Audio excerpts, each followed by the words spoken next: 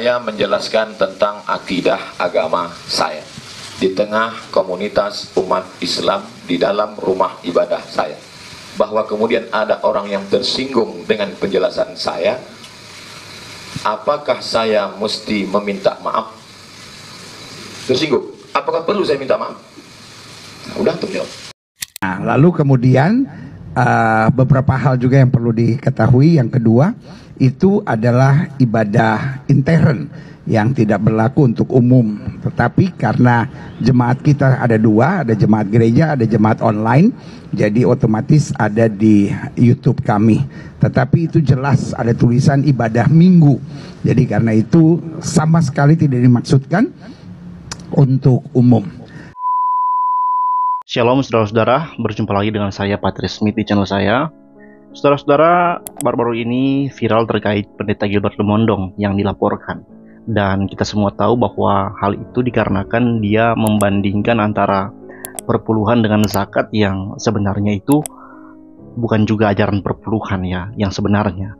Karena perpuluhan itu bukan sesuatu yang kita berikan untuk meringankan cara beribadah kita. Dan saya tahu teman-teman, konteksnya memang Pak Gilbert itu sedang membuat sebuah lelucon dengan hal ini. Nah, ini menjadi alasan kenapa saya pribadi yakin Pendeta Gilbert itu nggak mungkin dipidana oleh karena apa yang dia katakan. Kita tuh kadang-kala kurang bersyukur. Kristen tuh enak loh. Ibadahnya cuma seminggu sekali. Saudara sepupu kita 5 kali. Kenapa kita kebaktian seminggu sekali? Tahu nggak kenapa? Karena bayarnya 10%. Itu berhubungan, saudara-saudara. Makanya saya tidak pernah tertarik perdebatan tentang perpuluhan. Orang kalau nggak mau bayar perpuluhan, nggak apa-apa. Semua hamba-hamba Tuhan yang bilang nggak usah bayar perpuluhan, nggak apa-apa. Bayar 2,5. Nggak usah 10%, 2,5. Tapi sembayangnya 5 kali sehari. Iya dong, enak aja. Udah cuma 2,5 mau seminggu sekali. Beda kelas. Dari mana masuk gereja langsung masuk. Kita orang Islam diajarin bersih sebelum sembayang, cuci semuanya. Saya bilang lu 2,5. Gue 10%, bukan berarti gue jorok. Disucikan oleh darah Yesus. Gak usah tepuk tangan. Lu 10 apa 2,5? Yang enak aja, amin. Persembahan 2,5%. Iya.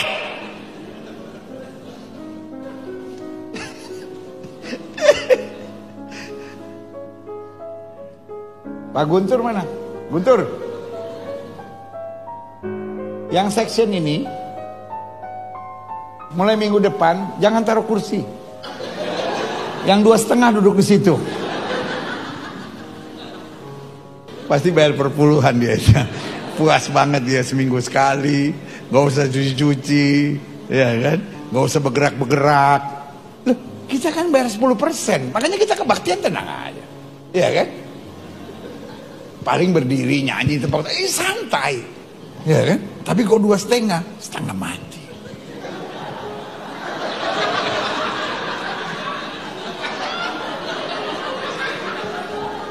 Yang paling berat terakhirnya mesti lipat kaki. Nggak semua orang bisa, ya kan? Kaki mesti dilipat, ayah. Tapi ya udahlah 2,5. Teman-teman, Pak Gilbert Lumondong itu adalah seorang pendeta yang khas dan unik, punya karakter dalam cara dia berkhotbah khususnya.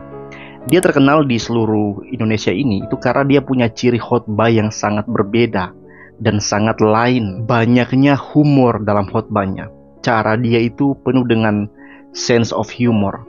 Nah, Pak Gilbert terkenal bukan karena kaya. Dia juga nggak terkenal karena dia itu pernah memberikan kesaksian ke sorga atau ke neraka kayak Philiman Tova, enggak. Dia juga nggak terkenal karena dia pernah perang roh dengan si Daud Tony, enggak. Tapi dia terkenal karena dia adalah orang yang memang lucu orangnya. Dan saya yakin dia juga sadar itulah yang membuat dirinya terkenal. Kalau sampai dia nggak lucu lagi, maka ketertarikan orang itu akan menurun sama dia. Jemaatnya akan berkurang, sehingga dia itu punya selalu keinginan untuk mempertahankan kelucuannya. Ini terlihat jelas teman-teman dari bagaimana cara dia berkhotbah kan. Setiap poin yang mau dia sampaikan itu selalu pasti disertai dengan kelucuan. Dan inilah masalahnya. Hal yang lucu teman-teman, yang kalau diulang-ulang itu akan habis lucunya. Sehingga orang seperti Pak Gilbert ini itu kelucuannya nggak bisa dengan menceritakan lucuan yang berulang-ulang. Dia harus meramu setiap bagian khotbah yang diulang-ulang, tapi dengan cerita lucu atau ilustrasi lucu yang berbeda-beda. Dan ini sulit teman-teman. Poin-poin tentang kekristenan ya itu bisa diulang-ulang, meskipun ya dalam implikasinya akan berbeda-beda. Tapi teman-teman, dasar-dasar perihal Kristen yang dibahas seperti Kristus, kebangkitan Kristus, Tritunggal, tentang kasih ya, terlebih tentang perpuluhan ya kalau di karismatik, itu perpuluhan bisa diulang sampai 3 kali sebulan teman-teman. Nah bayangkan teman-teman, diulang-ulang bagian tentang perpuluhan, dia perlu berapa banyak rasa humor yang harus dia sertakan ke dalam tema perpuluhan ini, yang harus berbeda-beda karena kalau berulang-ulang pasti akan hilang lucunya. Jadi karena khotbah harus berulang-ulang, sedangkan hal-hal yang lucu nggak boleh diulang-ulang, maka pengkhotbah seperti Pak Gilbert ini akan putar otak untuk membuat sesuatu hal menjadi terdengar lucu, dan jatuhnya ya kemarin praktik dalam agama lain menjadi bahan lucunya. Sebenarnya iya nggak ada maksud untuk menyinggung atau menghina, tidak.